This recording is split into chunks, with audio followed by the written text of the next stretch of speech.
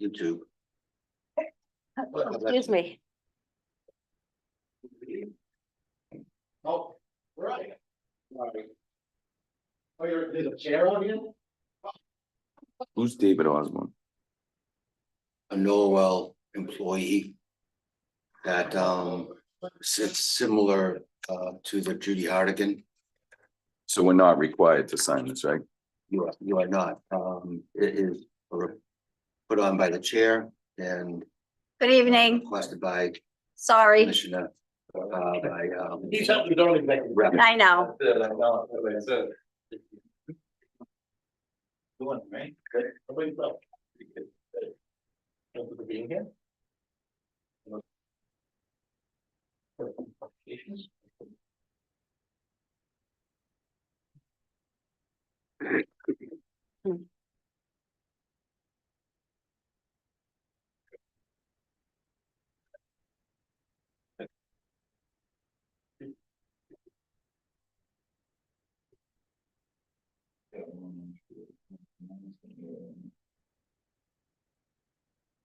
Yeah, three things, you're gonna go, right? Hey, well, take time to eat. You think the big ones are gonna be take care of, you know? Then people argue about the dog animal control. And the birds. Birds. Now, Oh, yeah, you guys have a lot of there's a human case now, in where? Ohio. Oh, well, there was one What's your earlier in. question on the reconsideration? What was the one gonna be? I- On the, Okay. 92 to 98. We are recording it. Great, all right, I will now reconvene the open session of the Plymouth County Commissioners. Please be advised that this meeting is being recorded and broadcast live on YouTube and is distributed to the various local access channels in Plymouth County for potential rebroadcast, of which I am being told we are now up to several. So Yes. I will Mr. Chair, reach as far and wide. Commissioner Wright. yes, I'd like to make a motion to accept January 30th minutes. Motion Commissioner Wright, second, second Commissioner Hanley, all in favor? Aye. Aye. Motion to vote and accept and approve CPS forms, Orlando Montero, job grade correction for anniversary step increase to 3-6, Robert Spears, job grade correction for anniversary step increase to 21-3. Motion Commissioner Wright, second, second Commissioner Hanley, all in favor? Aye. Motion to vote and accept and approve vendor vouchers. Motion Commissioner Wright, second, Commissioner Hanley, all in favor? Aye. Motion to vote and accept payroll vouchers. Motion Commissioner Wright, second, second Commissioner Hanley, all in favor? Aye. Okay, Okay. reconsideration of and vote on salary range of First Assistant Registry of Deeds. So a month ago, when it was brought to our attention that there was a vacancy, with the information at our availability, there was a motion and a vote to set the salary range. Based on that information at that time, I believe it was 52,558. I want to thank Mr. Buckley for providing a job description for this position. I also want to thank the compilation of information that was provided to us relative to what other first assistant registers are being paid across the Commonwealth. So I'm happy. I think it would be wise for us to reconsider what that salary range was.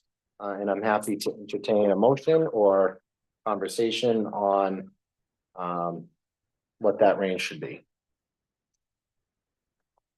Mr. Chair, I would make a motion to set the salary from at 92,000 to 98,000, going along with what I see for other counties. So that would be my recommendation. Okay, I have a motion, Commissioner Wright. I will second the motion. on the motion, Mr. Chairman. I was distracted. Was there a motion we consider first? I don't think so. We need a motion to consider. I think that that would be wise under Robert's rules. So I will briefly table Commissioner Wright's motion and first entertain a motion to reconsider. Motion to reconsider. Motion Commissioner Hanley, second Sam, yeah. Commissioner Wright, all in favor? Aye. It's unanimous. Now I will second the motion on Commissioner Wright's first motion of 92,000, 98,000. And just for the record, the average pay for the first assistant register of deeds across the Commonwealth is 94,000. So I think this puts us in a competitive position to seek out employ. And I understand Commissioner Hanley wanted to make comments on the motion, yes? Yes, I would ask for a friendly amendment, Mr. Chairman, to go up to the 109,000. Just to give a range. A range is a range. It's not a commitment. It broadens the ability for the county in the event that this person who has applied for the job has accepted the job, and then if they leave, you know, the average salary of Barnstable was 135. I would just say that you have a range that needs to be signed off by us on the CPS, and in person, I think you can have limited opportunities to get someone that you need or you want to have qualified to do the job. So I would just ask for a friendly amendment that that range be expanded to 109. There's a motion by Commissioner Hanley to amend. There being no second. Is there Any discussion? any other discussion? The only thing I would just add is, again, we're right in the mean, so we're not, I think pretty much every other registry in the Commonwealth has been able to find someone in that range. I mean, Without issue, but well, Commissioner Wright, I think wanted to I make a comment apologize. first. So, comparing with Barnstable, they have a different form of government anyways, which is a charter, They do. which we do not have. So I think that is much higher than what we could even expect to go. And I think comparing what we have and other counties, we are right within the means of what they have. Besides, if it was 109, I don't think $9,000 less is that much for a new person coming in. So I would say, I'm also mindful of the defense that was submitted to the lawsuit that, you know, qualifies the money. And so it is in the budget. That's part of the defense. And then it's there. And so as to not limit any candidates or prolong a situation where you have no person that is the number of the first assistant. It's a range. It's not a commitment. There's no commitment until a person's hired, been accepted. I think we handcuff the elected official, the person that's running it. And if we don't agree to it, we don't have to agree to it because we didn't agree to this hiring. So if you at least have you may get another Tim White out there that's qualified at 109. So I would just say that it's a friendly amendment. It's not binding in any way. It's just broadens your ability to attract people. Well, there being no second on the original motion, again, the range of 92,000 to 98, motion by Commissioner Wright and seconded by me. All in favor? Aye. Opposed? Opposed. Abstention? Sorry. Nope, that's all right. 2-1. Okay, next item on the agenda, letter supporting David Osborne's buy-in to the Plymouth County Retirement Association. So somehow, Representative David DeCoste has managed to find at least two local municipal employees who were not, I don't want to say not put into the county system, but I believe similar to Ms. Hartigan, Mr. Osborne was omitted at his time of employ with the town of Norwell from entering into the county retirement system. Now, much in the same sense as Ms. Hartigan, this piece of legislation would give both the individual, the employee, and the retirement board the opportunity to entertain letting this person in. I'm not sure whether he may or may not. That would be up to him. But the legislation would merely give them the option to apply to the retirement board. So much like with the one we voted on last month with Ms. Hartigan, for reasons that are still unclear to me, the House clerk is asking for a letter of support from the commissioners in spite of the fact that we really have no business in this, in order to allow Rep. DeCoste to file the legislation. So right. his office reached out to Frank on this one as well. And looking much like we did for Ms. Hartigan, a letter of support to file this legislation for Mr. Osborne. Okay, I move that the Plymouth County Commissioners authorize the county administrator to write a letter to the Massachusetts State House Office of the Clerk to support docket number 3040, an act authorizing the Plymouth County Retirement System to grant credible service to David Osborne. Motion, Commissioner White. Second, Commissioner Hanley. Any discussion? Mr. Chairman, I'll be abstaining. I did not know this individual, and like the previous, I'm not making a decision one way or the other, just abstaining. All in favor? Aye. Two opposed, none, abstention, one. Thank you.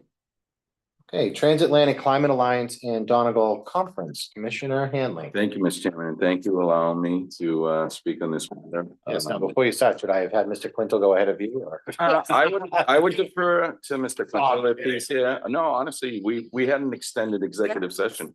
I would be okay, Mr. Chairman, to hear Mr. Quintal's business. Do we want to move? You can- I'll make a Aggregation motion. Program out of order? I will move that, Mr. Chairman. Sorry, I should have done that sooner. All right, we have a motion, Commissioner Hanley. Do we have a second? Well, I don't think we need a vote. I could do it as long as there's no objection. We'll go to Plymouth County Energy Aggregation Program, information and vote. Frank, Thank you, Chair. Mr. Quintal, advisory board member and chair of the Plymouth Board of Selectmen, reached out to me last Friday to talk about the electric consolidation programs, primarily referred to as community choice aggregation, where a city and town act as collective buyers for electricity on and behalf of the residents, businesses, and allow programs where a community can choose certain aspects of the program based on community requests. This is MGL Chapter 164, Section 134, and those laws do permit a county or a collection of towns and cities to join as an aggregation entity. As a fan of the select board's meetings, they've been getting a lot of questions and concerns about the raising of the electrical costs and the impact on all citizens, including the county citizens. I have talked to the DPU, the Department of Public Utilities, and received a bunch of information that we are now processing and working. The bottom line is the county is an eligible aggregator for the program. There are certain hoops that we need to jump through.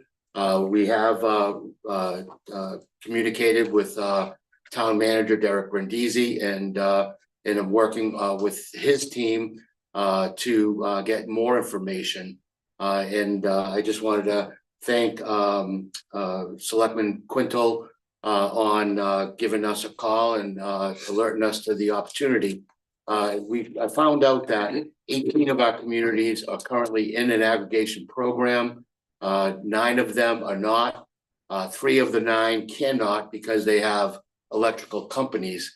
But one that is, really? yeah. Oh, I know Hingham. Middleborough, Hingham. Middleborough, that's right. Thank Yeah. you. Yeah, they do. That's right. So they're not eligible to join, but one of the communities that are not are Brockton. So there's still a big demand. That would be a very large client with the amount of the 506 or so thousand people in our community.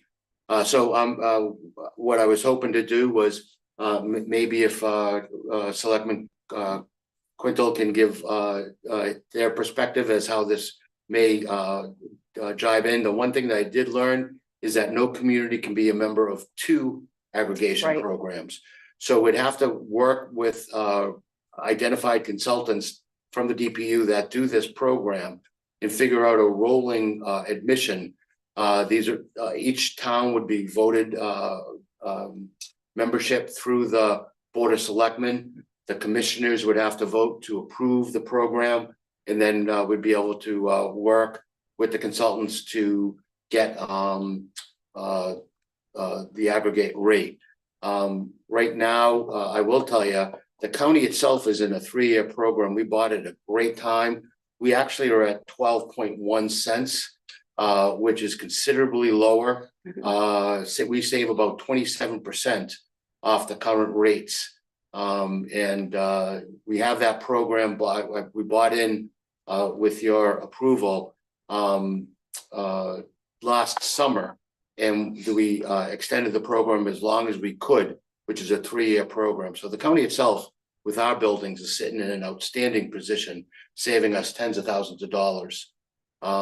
It would be great if we could do similar and save the citizens, the inhabitants, the same kind of money. I agree. Invite Mr. Quintal if you'd like to say anything while he's coming up. I did see a letter Senator O'Connor from Weymouth sent to DPU as it relates to the Eversource.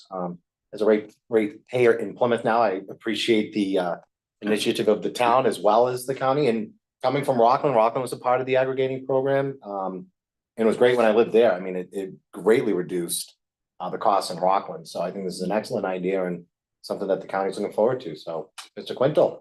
So I want to say, thank you. You gave a nice update, and I have to say they moved very quickly. I We mean, I do. was expecting to come tonight and, get the ball rolling, but, it's great that Mr. Bassler and Mr. O'Brien, and whoever else may have worked on it, got all the information and, everybody's looking at their electric bills, and it's not so much the cost of electric, well, that's part of it, but the transmission, the delivery charge is like double. And now it's more than, if the electric's like 200, the delivery's like 400. People have been calling me in Plymouth, $1,200 utility bill. Mhm. And they're very worried, these seniors, some of them, of how they're gonna pay this kind of money and stay in their homes. And it was a sincere call, you can sift through them. You've been doing it a while, and it was somebody that I very well respected. It, there was many calls. Now, today, the new one is the gas rates. I think the quote was gonna have you fuming. That's on Channel 5. That's not my quote. You know how it goes. Yeah. But just to get everybody's attention, we went to the Board of Selectmen last week, went to ISO out, and I think it's Holyoke. I rented a vehicle and brought the board to see how they bring the energy in New England, and they have nothing to do with rates, but you'd be very surprised. They have every power plant, any kind of generation of any plant that's on this big giant screen in the control room. And a lot of it comes from Canada. So when I hear the president saying he's gonna put, tariffs on Canada, I get a little excited because we get 30-some-odd% Right. of our electric right now from Canada. So, not to get off the path. So I'm gonna leave you this card. Mike Cahill, I don't know if you've spoken with him. He represents the town of Plymouth with David Gould in energy and resiliency. That's what his job is, and he's a sharp kid. And we're going to, I think it's this week or next week, have a full presentation. And to let you know, I reached out to Michelle Badger, Dylan Fernandez, and Kathleen Archer. And they're all on board. They've started doing their own little things, but we're all gonna get together, and what we have to do is find out why this happened and how it happened to that extreme. Mhm. I mean, something's not right. Right. It's just not. Absolutely. As far as our town goes, we have a power plant. I know people don't want to hear it, but it still has transmission lines there. And we're gonna have to, sooner or later, especially this town, just gonna have to look at where we're gonna get our energy. Right. Because Massachusetts is really stuck as a big community, so I think it's time to at least look at it, and I appreciate the Absolutely. time. Thank you. But anything we can do as a town, I know he's reached out to Derek, and this is the guy Derek goes through. So he's gonna go over there. Thank you. Thank Right. you. Yes. Thank All you. right. Thank you. Thank you. Thank you, Mr. Anything Quinto. else I can get or Yeah, support on, let me know. Absolutely. no, we appreciate you bringing this to us. All right. Thank you. And we'll Thank you. get to work, and we agree, Mr. Basler moves very quick, and we're very appreciative of that. We're very lucky to have him. So do you need a vote from us, Frank, to do this, or do you want to wait until maybe we have a collection of communities? Yeah, we don't need a vote, more the consensus, because the forms are very Sure. significant in time, so it'll be a quick drain. Plymouth changes their program in October. Okay, It would be great to get everything lined up so that we can stop pulling people on. It would probably involve a road show to the towns that do not have one. sure. There's a pretty good, as Selectman Quinto will attest, pretty good education and communication need around a program like this. Saving money is great, but people want to know, what does that mean to me? Can I get in? Can I get out? And it's a really positive program with very little downsides. Right. That I can see so far, and being a member, Yeah, well, like I said, when I lived in Rockland, it was great, and there was an opt-out option. Why you would, I'm not sure, but it was great when I lived in Rockland. So- The If I may. Of course, through you, Mr. Chairman, they're talking another 5% increase right now. Right. On top of what. people Right. just- The DPU website is very informative and has every report from every community that participates in the aggregation program. The thing that kind of caught me unaware was the differential in rates. So much of it is buying at the right time. Right. There are Right. some cities and towns that are buying at 10 cents. Yeah. And Plymouth is at what, 14.8 cents and change. So it's a pretty significant change when you look at when you buy and when you buy out. And that's why we are in such a good position is we monitored the market and we're able to buy in at a good point in the year and at a good point in the rates. Absolutely. So I have a question, if I Commissioner may, Wright, through of you. course, yeah. So those rates, do they change different times of the year? Like, do they go up during I know like National Grid, they go up in April and then they go up in November. So during depends the on the busy times of, contract. That we buy into. uh-huh, So for us, the county, we are flat for 3 years. so you can lock in Yeah, that rate. and I think Plymouth, the last increase was maybe it was last October.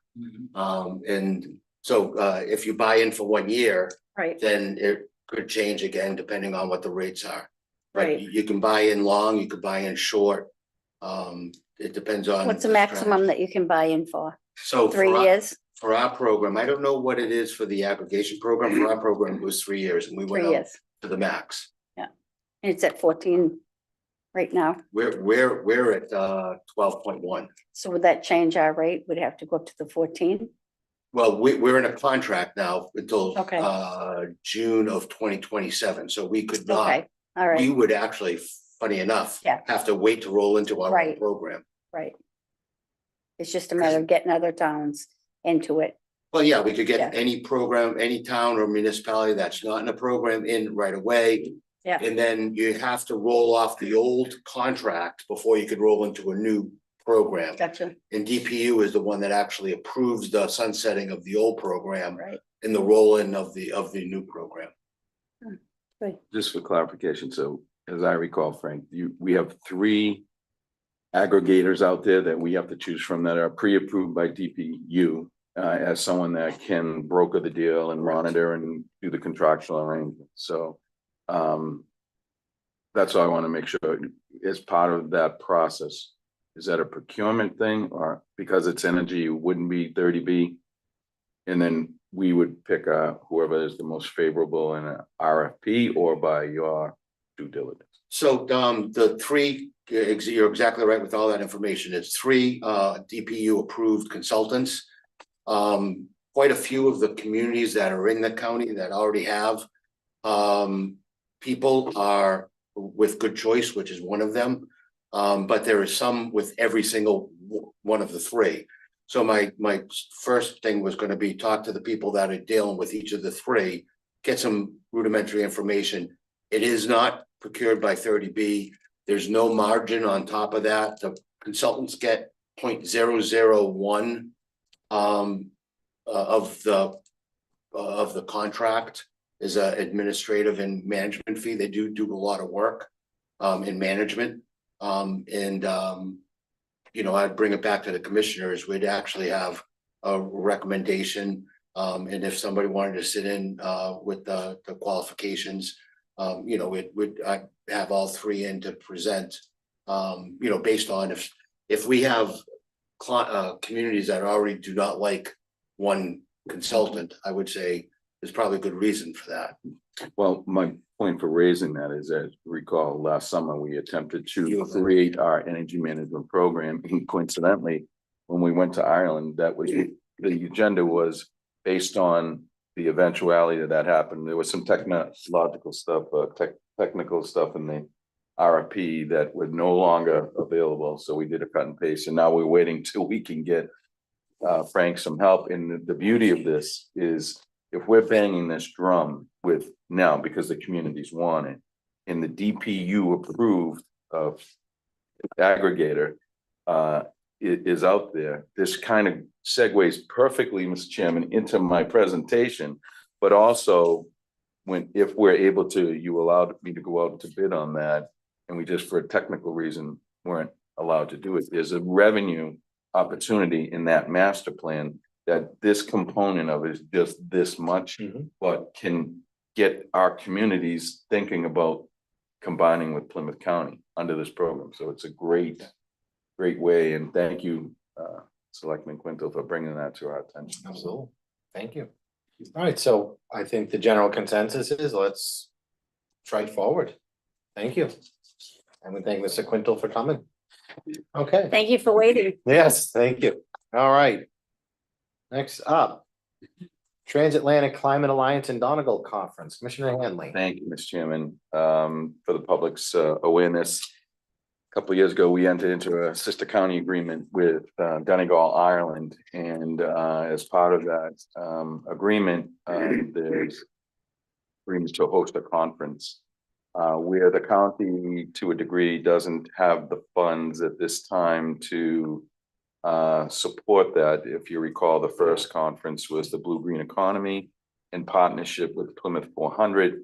Dr. Stephen Coe had put it on, and the Donegal delegation came and they presented an expert on kelp farming and addressed the blue economy, and has had interest back and forth now with Donegal on the opportunities within Kingston and Plymouth specifically. I know startups are working with the gentleman who came over who harvests kelp for golf course fertilization, and that is a byproduct of our agreement. It is now, we went over last year, Mr. Chairman, in September with the idea of energy management, and we discussed battery storage over in Europe and specifically in Ireland, where they have solar arrays that generate energy that goes to battery storage and then is upsold to the government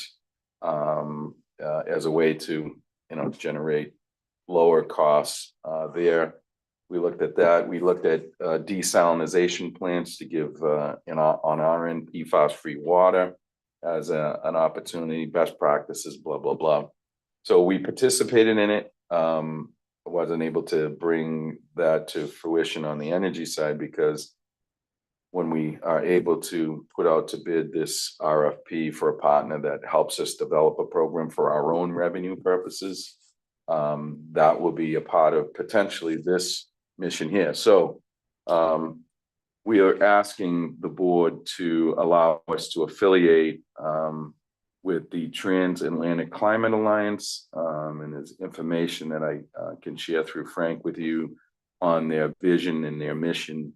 Basically, the Transatlantic Climate Alliance is a developing non-governmental organization that fosters subnational collaboration through its Transatlantic Climate Council to help leaders accelerate decarbonization pathways, transitioning to a sustainable future in the present of the worst effects of our global climate crisis. Despite the change of administration here and different thought processes, policies will change. But for our purposes with our Donegal, we're looking to host this conference, and by affiliating with it, giving it the county collaboration, we'll be able to apply for monies to host this this conference from Mass Development and a couple of different Massachusetts agencies where we do not have the wherewithal to host this conference. The Shire Town of Brockton has agreed to do it, but they themselves don't have the money to underwrite the conference. They are willing to host us at Massasoit Community College. The Irish are coming over from May 21st, the travel day. They'll be here for the conference the 22nd and the 23rd, leaving on the 24th. So this Climate Alliance group, which is comprised of a bunch of folks, will go out and talk about education and workforce development in that space, green finance, which is something that county should potentially look at as being a broker of energy financing, adaption and resilience, which is, helping government officials adopt best practices to safeguard communities from the worst effects of climate crisis. These are all topical things that would draw people, or specifically in addition to the Irish, potentially other collaborations. From the Blue Green Economy Conference, I would have reported back to you that Newfoundland, Donegal, and Plymouth County have now created this potential for collaboration where Newfoundland wants us to go up and participate in that. I haven't brought it to your attention yet because it's still in the discussion stages, but it's as a result of the Blue Green Economy Conference. And so this is just a means to an end for us to potentially have a revenue generating program in collaboration with these folks. There's worldwide representation of the committee. Dr. Lucas Stahl is renowned in energy, and you can see all of the folks that are here. They're primarily from different countries, Germany, Scotland, Portugal, Ireland, and I don't know where this gentleman is from, but they're willing to, it looks, yeah, without the glasses, got that good hairdo. So what I'm asking for today, Mr. Chairman, is just to have permission to affiliate with this group so they can host the conference in partnership with us, and for me to be then able to apply for funds from the state as the host. And we have done some due diligence that if we get this vote, that we would be able to then at least apply. And then maybe we can use our friends in the legislature to help us there. But it's a great program. It gives us an opportunity for us not to have to fund what our collaboration is. We don't have the money for us to do it. The first one, we had to self fundraise that, and thank the treasurer and some of our cultural partners, Ancient Order of Hibernians and the South Shore Heritage Trail, for helping us put on the first hosting. So this is where we are, and I would just ask for your permission for me to affiliate the county with this so that we can host this conference in the city of Brockton in May. Sure. Yeah, so just by affiliation, that would obviously mean the seal would be used. Correct. And you would just be looking for our application to apply to the state for funds specific for this. Is there an Yes. available fund, or would you be looking? Well, there is mass development. There are different pots of money that I actually could have the principals come in and talk to you about. But where it is May, the clock is ticking, Right. I want to get your blessing to move forward. I think it's a great opportunity. City of Brockton doesn't have to foot the bill. Right. They can't do want to foot the bill. showcase the Shire town of Brockton. Yep. Because when we've traveled, we've been to Letterkenny and, oh my God, Donegal town, where the seats of government are. And this is something that may yield a big benefit, especially if we go forward with a RFP for our own programming, like we had once had with the solar project that unfortunately didn't go forward, but had a real schedule for revenue. So. Well, I'll never have any problem with anything that doesn't cost us anything. And I'll certainly never have a problem with positioning us to potentially get some money for things. But that's just my thought. Would a formal motion to just affiliate with no cost and give the authority to, or the ability to apply with keeping us fully appraised every step of the way, would that? I'll put that in a form of motion, Mr. Chairman.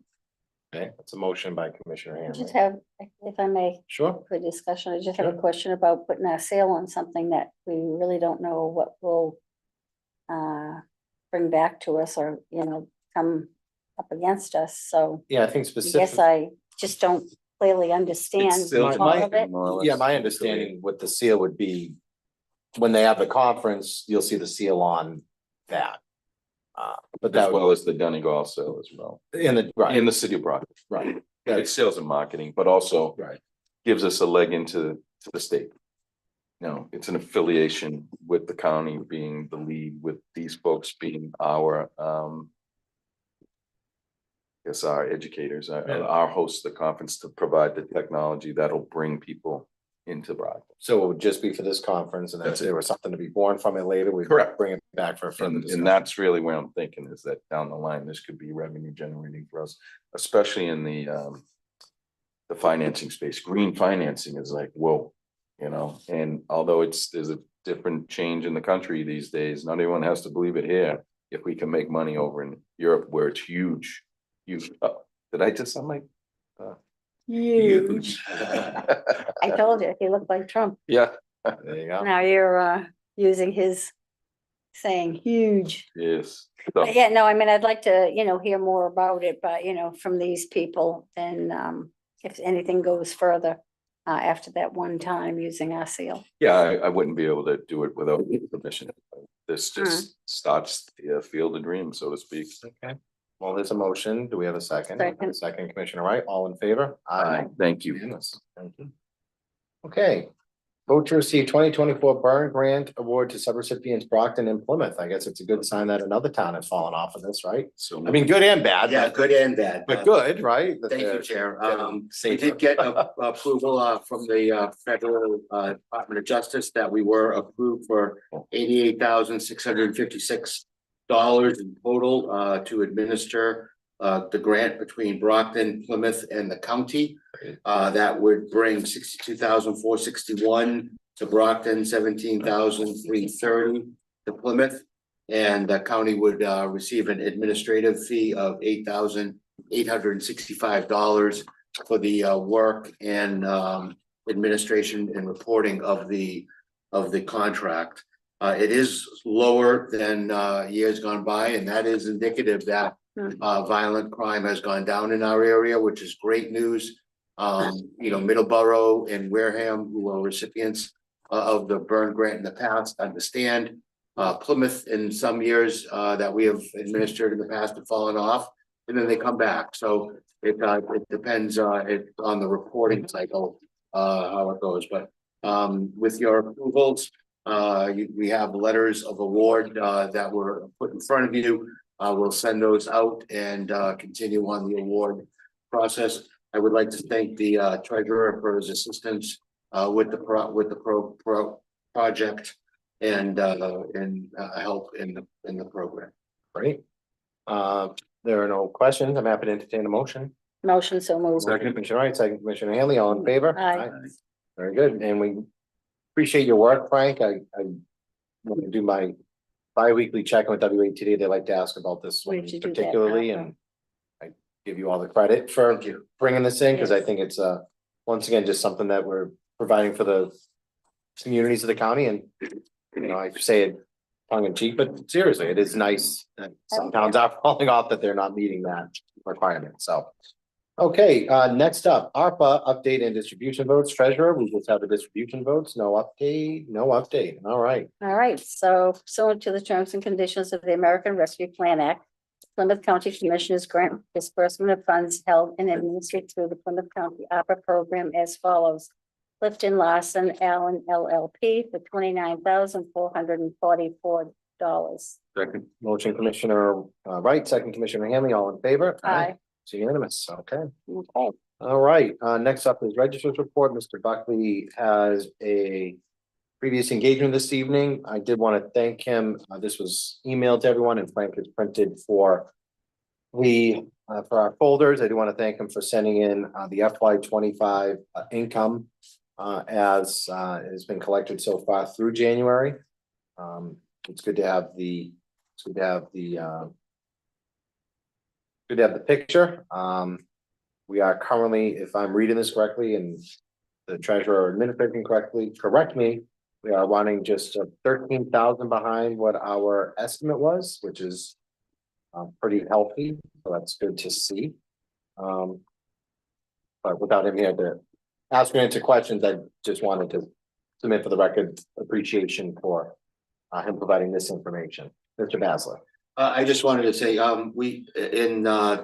we're 13,000 behind in one section, but we're ahead in another section. Got So it. overall, we are ahead for the year, Okay. That is a but good it's sign. been up and down, so Yeah. you never know what the rest of the year is gonna bring. Yep. So that's where the year-to-date combined number. Got it. I see that. I do see that now, yes. That was what? Right here. So the year-to-date combined is Oh. the correct number. Okay. Sorry, I was looking at the wrong. Yeah. That is a good sign. We'll continue to monitor it and And Mike, the other takeaway is how much money goes to the Commonwealth. yes, I will point out 14 million to the Commonwealth for doing nothing more than just existing. So imagine if we had that. Imagine. All right. Treasurer's report. Treasurer O'Brien has previously indicated he has nothing. Is that still the case, Treasurer O'Brien? That remains the case. No treasurer's report. Maintenance and. The first. Maintenance and administrator, Mr. Vasler. The maintenance team is doing a phenomenal job keeping the buildings all clean and safe.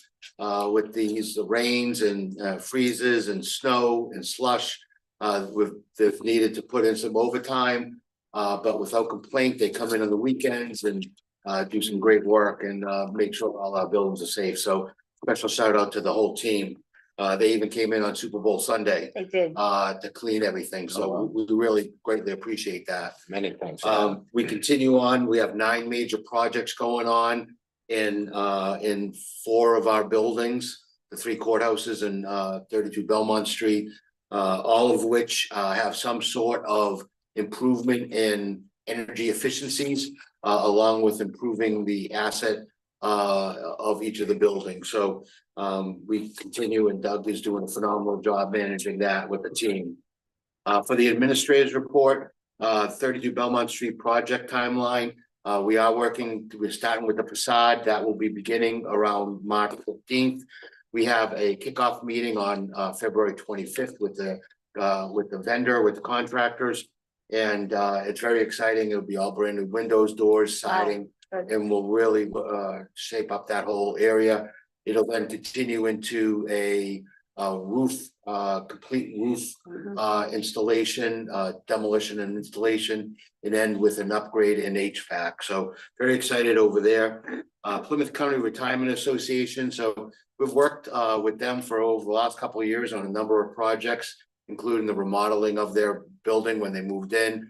The most recent project was the sale of a wholesale of a warehouse building on their property, which far exceeded their expectations.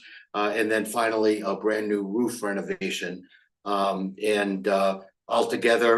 the last 2 projects brought in excess of $10,000 to the county general fund. Great. Onset, they had 2 buildings. We helped, the county assisted in building their new facility over on near their offices.